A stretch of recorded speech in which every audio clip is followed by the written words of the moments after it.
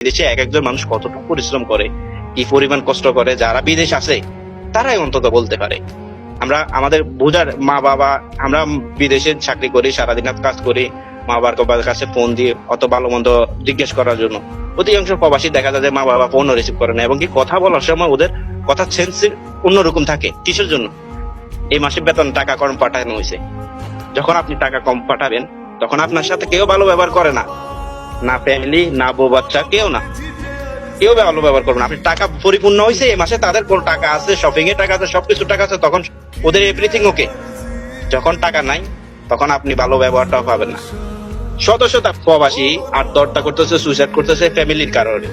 আপনি যে সকল প্রবাসী, এখন তো প্রতিটা দেশে সুইসাইডের আপনি দেখেন, ওমানে গত বছরে মনে হয় 7 জন না 8 জন সুইসাইড করছে, শুধুমাত্র ফ্যামিলির চাপের কারণে, ফ্যামিলির প্যারাশানির কারণে। বিদেশে এসেছে, এখানে আসি কাজ পায় না। গত বছরটা ওমানে, এখন আজকে বর্তমান 24টা ভালো যাচ্ছে, দেশে মানুষ প্রচুর পরিমাণ কষ্ট করছে ওমানে।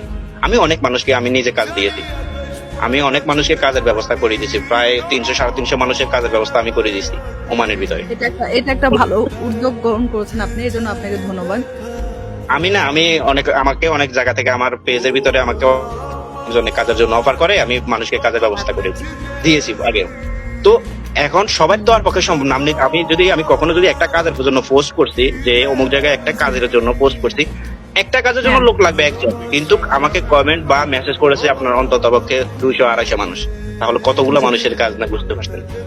এই হচ্ছে অবস্থা। কিন্তু সবার আগে আমাদের ফ্যামিলিদের উচিত, আমি আমাদের সকল প্রবাসী ফ্যামিলিদেরকে বলবো, রিকোয়েস্ট করবো, অন্তত পক্ষে আপনার ছেলে সারাক্ষণ কাজ করে বা ডিউটি করে, অথবা আজকে কাজ নাই কালকে কাজের ব্যবস্থা হবে, আপনি আপনার ছেলেকে বা আপনি আপনার হাজবেন্ডকে ভরসা যোগান।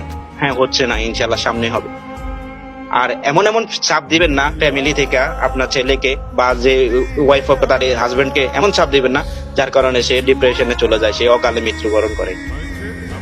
অনেক ধন্যবাদ ভাইয়া, অনেক ধন্যবাদ। অনেক সুন্দর মতামত আপনি প্রদান করেছেন। অনেক প্রবাসী ভাই কিন্তু আপনাকে সাপোর্ট করেছে, কমেন্ট করেছে হ্যাঁ এগুলো আসলে ঠিক। আমিও ইতিপূর্বে বলেছি যে প্রবাসী ভাই আপনারা যারা কাজ